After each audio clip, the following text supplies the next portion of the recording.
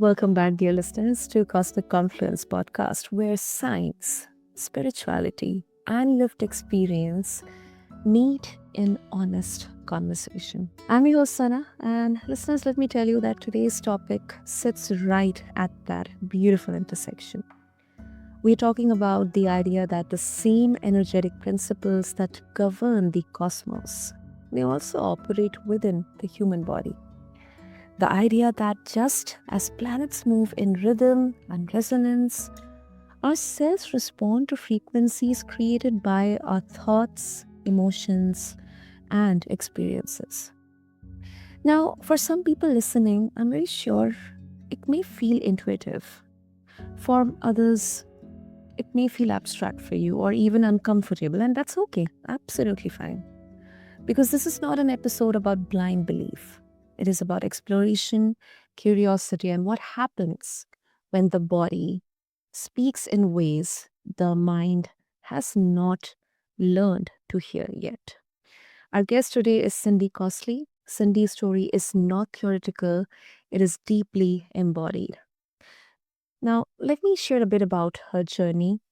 As a child, she experienced trauma she did not have the language to process.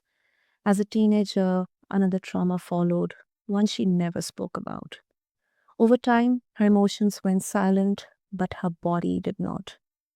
By 15, she developed a rare condition that caused severe allergic reactions to nearly everything in her environment.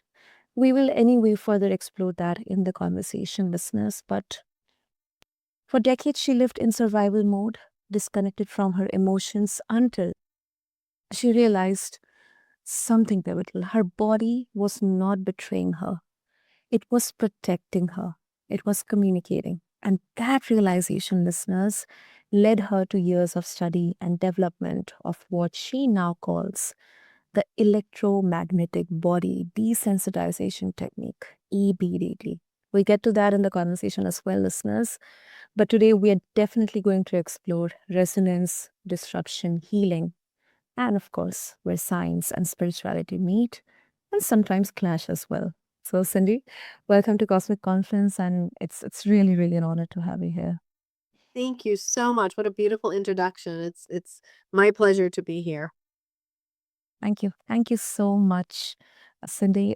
To begin with, let me first because I'm very curious because you often talk about resonance not just in the universe but inside the body.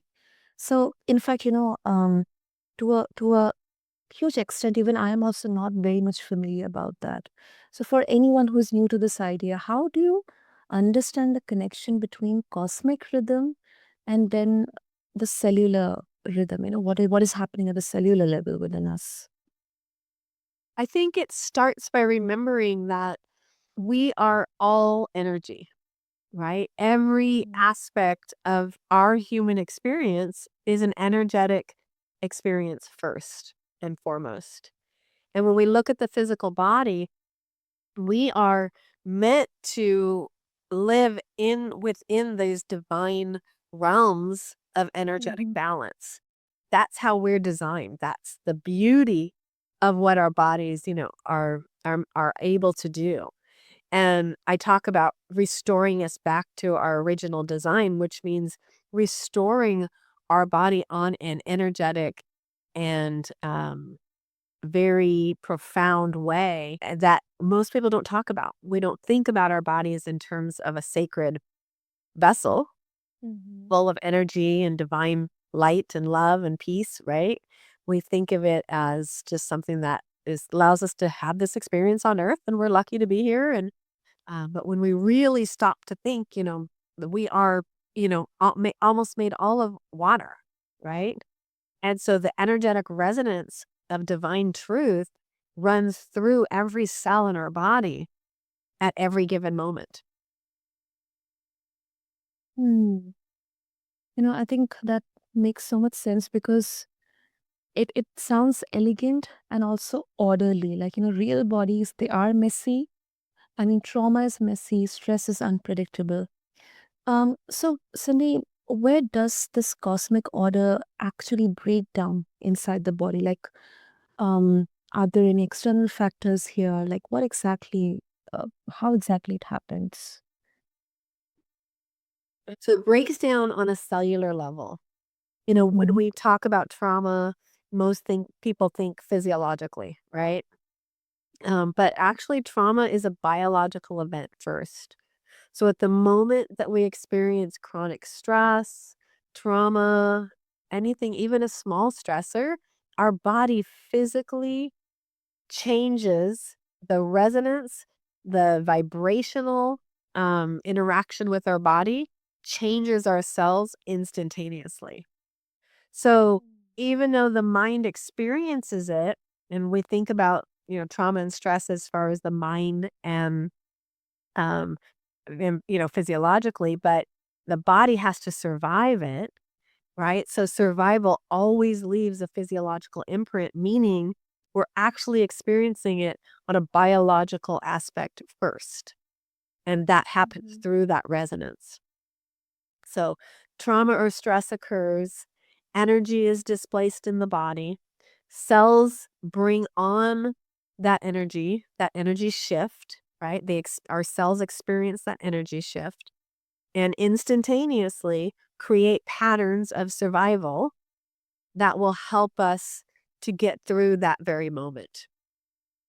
And there's all kinds of pathological, not pathological, but pathways that occur to help us to get through that fight, flight, freeze experience in the moment, right? Or even just living in chronic stress, that anxiety, the stresses that we go through, our body innately knows how to shift its energetic field to protect us in that moment.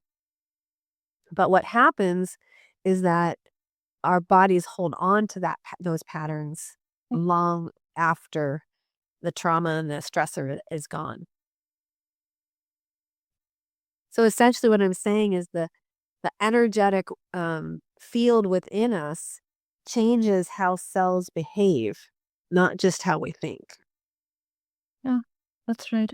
That's right. That makes sense, Cindy. And you have, lived this personally, Cindy, though I touched upon a bit down in the introduction, but if you can share with our listeners in your own words, because you didn't just study trauma and the body, you embodied it for decades. Yeah. So if you can share, like how was the journey, like how you got introduced. Sure. So when I was 6 years old, I had a very severe trauma, at sexual trauma. And then again at 14, I had an extremely severe and mind life altering event. And then again at 15. And at 15, my body said, I've had enough. And instead of feeling any of this emotionally, I felt like I got away unscathed with my traumas because my body took on the patterns and the stressor within itself physically. So basically what my body said was, I'm going to keep you protected and never from ever getting hurt again by keeping you away from the world. That was kind of the innate message that my brain and my body worked together to overcome those events. So I became suddenly allergic to everything. And I literally just woke up one day this way. Woke up just riddled with rashes. And, at the doctor's, I became allergic to all animal life, most plant life, most foods, most chemicals. And I lived that way chronically ill for 34 years, on and off. Had some good Mhm. times, but lots and lots and lots of very difficult times. And the older I got and the more stressors that happened in my life, the more intense the allergic reactions became. And my world became smaller and smaller and smaller as I got older. And then at age 48, my family and I went water skiing. And I Mhm. had never been to the lake before. And within about 2 hours of being in the water, my husband had to take me to the hospital.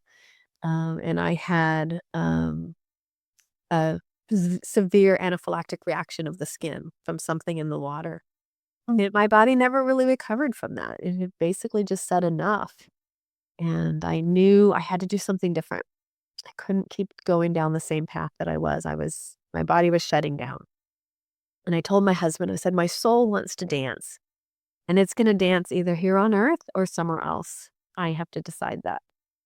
And I started looking into some other options and went down a more spiritual path. And I over time learned that all these quote unquote allergic reactions were actually messages from my body asking me to heal. My body had taken anything that was in my surroundings during the time of the traumas. So anything I could see, smell, touch, anything in my digestive system during the different traumas became a threat to me. And then over time, having more stressors and more things happen in life, more and more threats became evident. And that's why I call them threats, because my body truly saw them as something dangerous for me, and it was trying to protect me. Yeah. Yes, and I think that's why it's not always that's what I have realized, Cindy, and it's not just bypassing or shifting the accountability, but the responses that our body gives or our mind kind of, creates that sense of fear, or how those feelings kind of manifest in our bodies. Yeah. These are ways to protect ourselves, because as humans, if we look down through our evolution journey, that's how we have evolved. The fight of flight mode, and the caveman, the caveman mentality kind of thing. Yeah. So it's not just just putting a label on everything that it's you are too weak to react, or you're too weak to handle such situations. It's just the way how our mind, our body is protecting. Yes.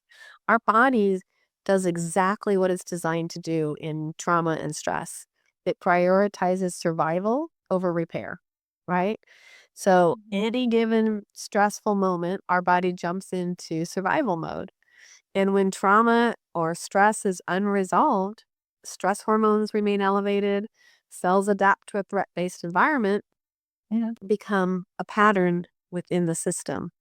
And this is how it impacts immune responses, mitochondrial energy, detoxification pathways, hormone signaling, brain body communication. All of that is affected if we don't address the threat um, mode that our body has gone into. Because if you think about it, cells don't store memories the way the brain does, right? Our brain Yeah. holds on to memories, but our cells don't. They don't have the memories like the brain does, but they do store patterns, and patterns of signaling, of inflammation, and energy use that reflect the past experiences. And those patterns remain with us until we choose to heal them. Yeah, absolutely agreed. And let's also kind of bring in a bit of challenge here, because Cindy, there's a concern, especially in spiritual places spaces, that talking about energy, frequency, alignment, it can become a way of bypassing very real biological or psychological care. There's definitely a clash between science and spirituality. So how do you respond to skeptics who say that this kind of work, it risks oversimplifying complex medical conditions? I I think this is a beautiful question, and it's one Mhm. that I speak a lot about right now, because when we are so adverse to something, it's in a way a responsibility that we have to look at what's causing that adverse reaction, right? For years, I tried everything Western and Eastern that I knew how to do, right? I did all the steroids and I did all the holistic things, and none of them worked, to Mm, be honest. None of, there were different things that worked temporarily, but mhm. none of them got to the bottom of it, because what I really needed was to heal the underlying cause. And so once I'll give you an example of how I got to really look at how this was affecting me. Because as I was going through my desensitization process and healing all the stressors and the trauma and still having a lot of reactions, because as I'm releasing, my body was reacting as if I was having the allergic reactions. And I told my husband I'd be willing to go to see a doctor at a very specific and well-known mast cell hospital here in California. And I made an appointment, took me a couple months, I got in, and I had no rashes at the time. But that morning I broke out in rashes. And when I got to the appointment, I said to them, I didn't have these rashes today. I've healed this. This is gone. They said, no way. There's no way that's gone. And they just didn't understand. I know now they didn't understand. Back then I thought they were gaslighting me. They were, denying me, not willing to listen to me, all of that. And her solution to me was to come in once a week or every other week, pretty much for the rest of my life, and get a shot. And this was about 2 hours away from my home. So it would be a huge disruptor in my life and a shot that I had to take, suppressing my immune system for the rest of my life to keep my symptoms down. And I kept trying to tell her, you don't understand. This wasn't here today. This is here because I'm nervous being here, because I have fear about what is going to happen in this appointment. And when I got home, of course, I was like, I'm not doing that. And I went home and I really got to understand that that's all she knew, right? That there is a place for that level of care in people's lives. I just got over a severe bronchitis and I needed the antibiotic and I needed the nebulizer. I needed the things that were going to keep me out of the hospital and help me get well. Those are Western tools that are very supportive of us and needed at times in our life. Yeah. And when we shut that out because of fear, whether it's Eastern or Western, right? When we shut out one aspect of healing that all came from spirit, all of it came from, they're just different ways of healing that's available to us for the things that we need. And when we're open to that, we allow a more healthful, healed life.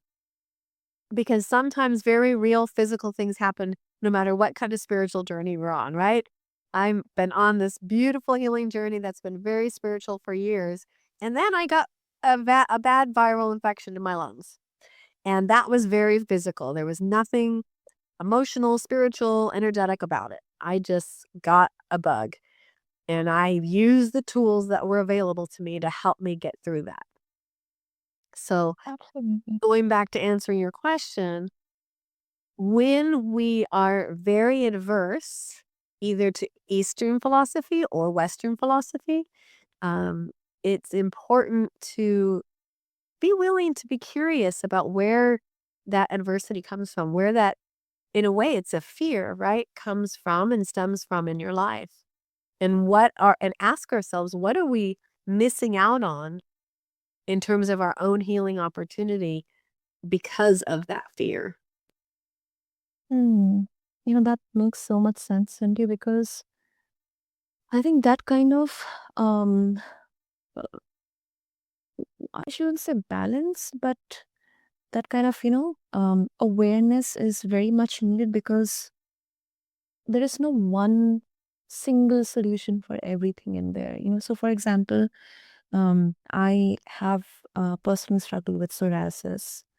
And, I think 10 years back when I visited a skin doctor, I mean, it's kind of in the genetics, but then the major reasons for shooting up, like the itching, the kind of the allergic feeling, it's majorly because of lack of sleep or chronic stress, absolute stress. Yeah. And I can actually feel those symptoms coming out when I'm actually feeling absolutely stressed or there's lack of sleep. But then at the same time, I also know that, there are some medical solutions as well, which can actually help in at least, healing. Maybe a particular ointment, or maybe You have to make sure that it's moisturized 24/7. So those precautions, but at the same time, um, there are both the worlds, which are kind of coming together here. So I think that's kind of the awareness that I had to accept, because it's not just medical, but the reasons are also a bit related to psychology or my condition, the way how am I feeling. So, yeah. Yeah, and I appreciate your vulnerability in sharing that, because the truth is every one of us has a unique way of our body expressing its stress, Mm, yeah. right? And it's a message. So when you get stressed and you break out in psoriasis, your that's a message to your body saying, "Hey, something's out of alignment." Okay. Right? Eh, I need you to slow down, or I need you to not focus. You're not focused in the direction that your soul is meant to go, or whatever the messaging might be.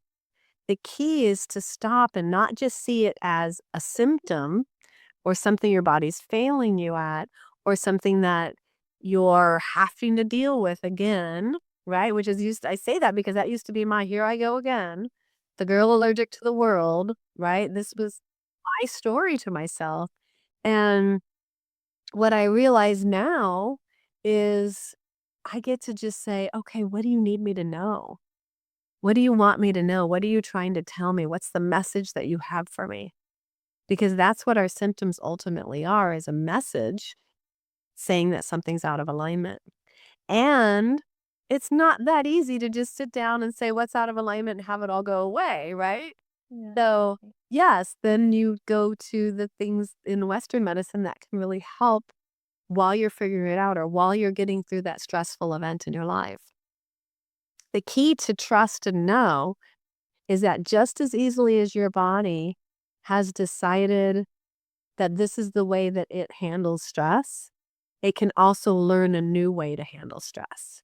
And so that's a training that you can do with your body, and that takes, a specific, like, going back and healing the origination. You said it's some of it is um, you know, from genetics, Mm. and looking at the genetics and healing the genetic aspects of what's in your cells, and then also going through and healing this lifetime's, challenges and the reasons that your body started speaking to you through psoriasis. Exactly. Exactly.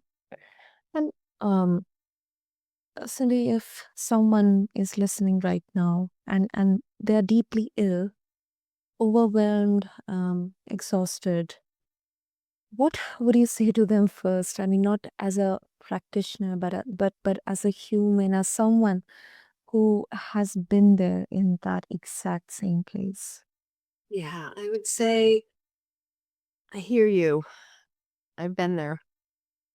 I know what this feels like. I know how hard it is. Don't give up on yourself. Um, your body is brilliant. And just as much as it's screaming at you with all the symptoms that you're dealing with right now, it also has the ability to learn how to, I don't want to say learn, because our body already knows how to heal, but to remember how to heal itself. I talk to my clients about when something happens to us and our body goes into this protective mode, and it has this pattern that it's created on how to protect us. Our body just as easily can go back and remember how to be in homeostasis. Because for a while it just forgot. For a while my body forgot that, oh, wait, this isn't normal. Right? Because I had so many traumas that my security response, my trauma response was activated and held in the sympathetic nervous system, and remained there for years and years and years and years. And it was remembering that there is also an opportunity to heal. And that's the hope that you can have, is to know that your body is beautiful and brilliant and has not failed you. It's just starting to look at it from a different perspective. That's beautiful and empowering, Cindy. Before we wrap up, let's also talk about EBDT specifically because you describe it as working through electromagnetic pathways at a cellular level. Now, for someone who is science oriented and cautious, what changes have you seen that go beyond emotional relief? Well, I mean, this is not just an emotional um, healing modality. It's very physical, and Mhm. even though it's holistic, it retrains the brain on a cell and the body on a cellular level. So it retrains the brain that you're safe. It releases trapped emotions that are trapped in your body from your life events, and it retrains your cells for bringing in new patterns of behavior. So it adjusts your cells and says, oh, wait, we don't need to be in safety mode anymore. We don't have to constantly protect you anymore. We're going to readjust our cellular structure back into a state of homeostasis. And we do this by going through a timeline and doing timeline healing. So we start with genetics, and then we Mhm. go into most of the time in utero, and then all the way through your life events that created the dysregulation in the first place. And all we're doing is taking each life event one at a time and reversing the message that your body took on that is no longer serving you from each individual life event. So it's very powerful. It's very much at a cellular level. Because remember, those patterns are just they're signals of inflammation, energy use, cytokine structure, methylation pathways. There's all kinds of signals that were put off and changed during those life events. And so what EBDT does is go back in and revert, not, it doesn't reverse, but it retells a new story. It retrains the cells around that life event that you're safe now and you no longer have to respond this way. So when you ask what does it do, like for me, I do not have allergic reactions anymore. I used to have massive psoriasis and rashes all over my body in any stressful moment. I was so excited last week and I was laying in bed so sick from this. It wasn't a flu, but a virus that I got in my chest. And I was like praising God, like, look, I don't have rashes. I'm not swollen. I don't have all these things that I used to have when I get the flu. None of it exists anymore. And so my body learned that I'm safe and it's safe to have the virus and not overreact. And it's safe to live out in the world and not have to be reactive. And so, depending on the level of physical dysregulation, it depends on the length of time it takes to, go back and help the body remember. But EBDT is a tool to help your body remember what it already knows how to do. It's just forgotten. Hmm. That is really amazing, Cindy. Really amazing. Yeah. And I mean, I can imagine like how light it would have, you know, been for you when you first time, like your body realized, oh my goodness, no allergies, no reactions in there. Oh, yeah. I mean, and everything was just, it literally like walking in the world as a newborn or an Yeah. infant again, right?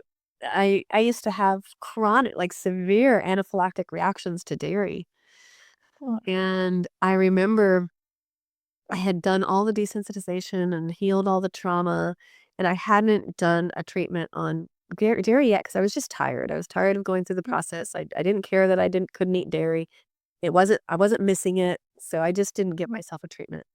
And then one day my brother and I were in a restaurant and I ordered my food and I gave my statement. I'm very allergic to dairy, please make sure there's no dairy. And they said, nope, there's nothing in it.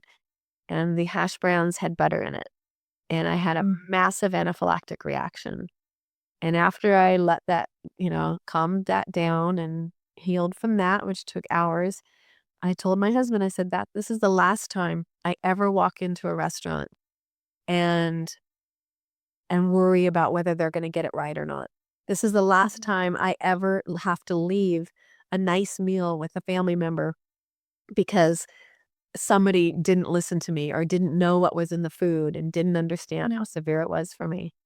And I gave myself a treatment that night, and then that was it. I got rid of that story and I could eat dairy. And it took me a couple months to let my mind catch up with the idea that I could actually eat the dairy. So I just started slowly and just integrated it.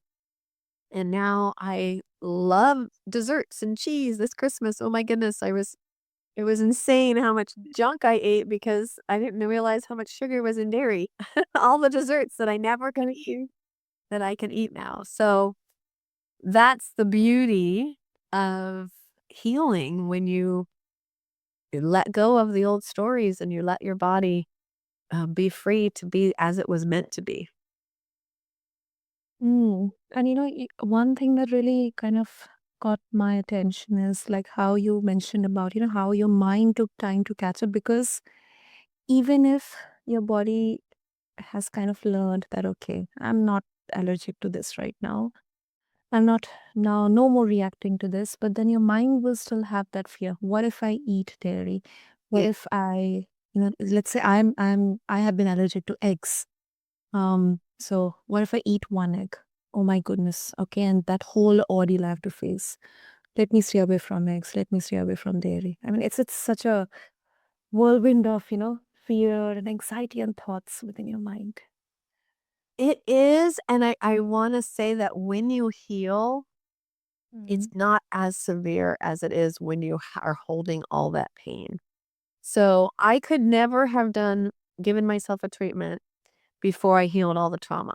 I had to heal the reason my body didn't think dairy was safe in the first place before I could retrain my brain that dairy was safe, right? Or my body. But then my brain still had these old beliefs, old patterns like, holy cow, this has not been safe for me for over 34 years, really over 40 years.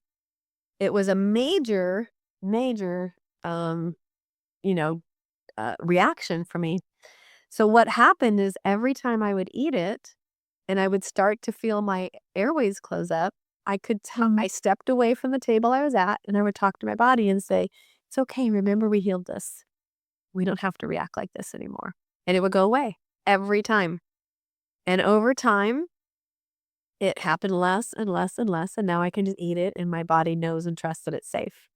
But I did have to retrain my mental belief, right? So I retrained my body reaction, but I also worked with my belief system that it was true, that it was safe for me as well.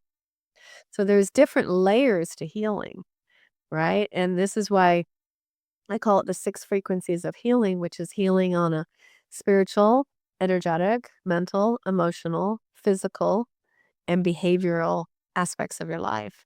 Because that's when we choose to really dive in and heal that deep, we are free and our body gets to be free from, all I call WHU, which is worldly hangups that have stopped us from being who we're meant to be, being the beautiful homeostasis, living in homeostasis bodies that we were meant to be in the first place.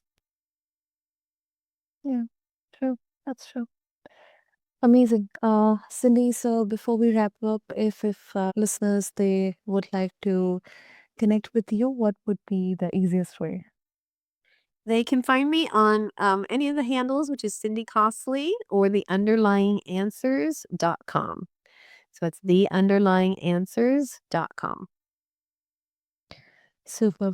So there you go, listeners. I'll have all the details mentioned in the show notes. So just refer to them along with this episode on your favorite podcast platform. And I mean, listeners, we have talked about so many things today. And I wonder, like, we have talked about cosmic rhythm, disruption, trauma, skepticism, faith, and then also the very real messiness of healing. And I believe if there's one thing that feels clear, it is this: the body is not random, it is responsive. And sometimes what we call illness is actually communication. And for listeners, you don't have to agree with everything you heard today. But if this conversation sparked curiosity, reflection, or even resistance, that is still movement. That is still growth. And Cindy, thank you so much for bringing your story, your work, your willingness to sit in the complexity. Thank you. Thank you for having me. It's been a pleasure.